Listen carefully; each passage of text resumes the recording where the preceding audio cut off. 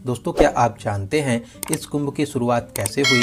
शास्त्रों के अनुसार दुर्वासा महर्षि के श्राप से देवता कमजोर होने लगे।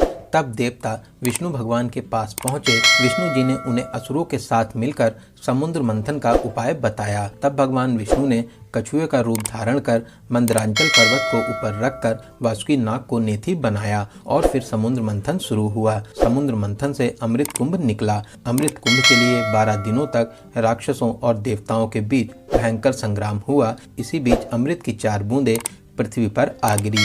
ये बूंदें हरिद्वार, प्रयागराज, उज्जैन और नासिक में आ गिरी। तभी इन जगहों पर कुंभ का आयोजन किया जाता है और 12 सालों में प्रयागराज में महाकुंभ का आयोजन होता है। कुंभ के दौरान इन नदियों का जल अमृत के समान माना जाता है। दुनिया के सबसे बड़े धार्मिक सम्मेलन महाकुंभ 2025 प्रयागराज की पावन भूमि में आयोजित होने जा रहा है। आस्था और विश्वास का ऐसा पवित्र संगम जहां एक ही डुबकी से अमृत के समान पुण्य मिलता है। हर 12 सालों में आयोजित होने वाले महाकुंभ में देश और विदेश से करोड़ों लोग शामिल होते हैं। इस बार के महाकुंभ में 40 करोड़ लोगों के शामिल होने का अनुमान लगाया जा रहा है। इस बार का महाकुंभ बहुत ही भव्य और दिव्य होने वाला है। मेला क्षेत्र के साथ साथ पूरे ही शहर को दुल्हन की तरह सजाया जा रहा है। जगह जगह पार्क, विशाल प्रतिमाएं और पक्के घाटों का निर्माण किया जा रहा है। 13 जनवरी से 26 फरवरी तक 45 दिनों का ये महाकुंभ लोगों की आस्था का संगम रहेगा। कुंभ में शाही स्नान का विशेष महत्व माना जाता है। शाही स्नान के दिन स्नान करने से सभी पापों से मुक्त होकर मोक्ष की प्राप्ति होती है। इस पावन भूमि पर मां गंगा, यमुना और अदृश्य सरस्वती का पवित्र संगम होता है, जिसे त्रिवेणी संगम कहते हैं। इस संगम में स्नान करने से सभी मनोकामनाएं पूरी होती हैं।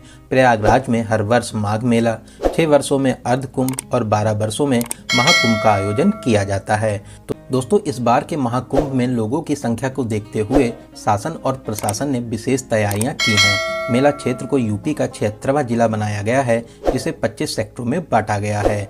भक्तों की भीड़ एक जगह इकट्ठा न हो, इसके लिए 7 पक्के घाट भी बनाए गए हैं। साथ ही सभी की सुरक्षा के लिए पुलिस, सेना, पीएसी, एनडीआरएफ, एसडीआरएफ, जल पुलिस, पैरामिलिट्री और प्राइवेट पुलिस के लाखों जवान तैनात किए गए हैं। मेले की साफ सफाई और देखरेख के लिए हजारों सफाई मित्र भी सेवा दे रहे हैं। लोगों को आने जाने में कोई भी परेशानी ना हो, इसके लिए अलग अलग मार्ग बनाए गए हैं। साथ ही साथ सभी मार्ग पर पार्किंग की विशेष सुविधा भी दी गई है, जिससे सभी लोग कम से कम चलकर घाट तक पहुंच सकें।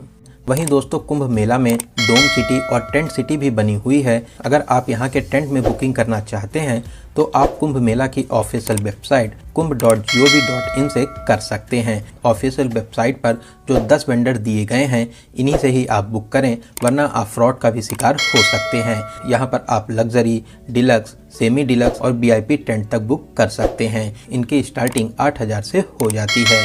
इसके अलावा मेला क्षेत्र में जगह जगह रेन बसेरा भी बने हुए हैं। कुछ रेन बसेरा फ्री हैं और कुछ में आपको 100 से 200 रुपए पर बेड का चार्ज भी देना रहता है।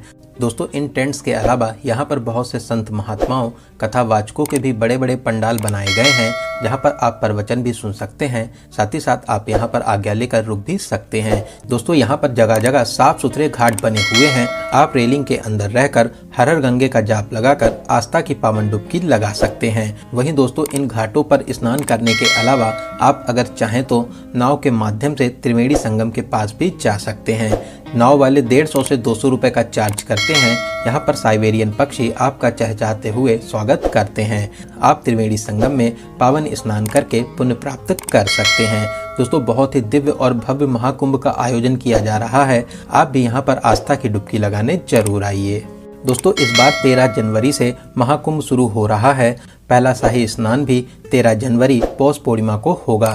फिर उसके बाद 14 जनवरी मकर संक्रांति, 29 जनवरी मौनी अमावस्या, 3 फरवरी बसंत पंचमी, 12 फरवरी माघी पूर्णिमा और फिर 26 फरवरी को महाशिवरात्रि के दिन अंतिम शाही स्नान रहेगा। इसी दिन के बाद से फिर महाकुंभ की समाप्ति भी हो जाएगी।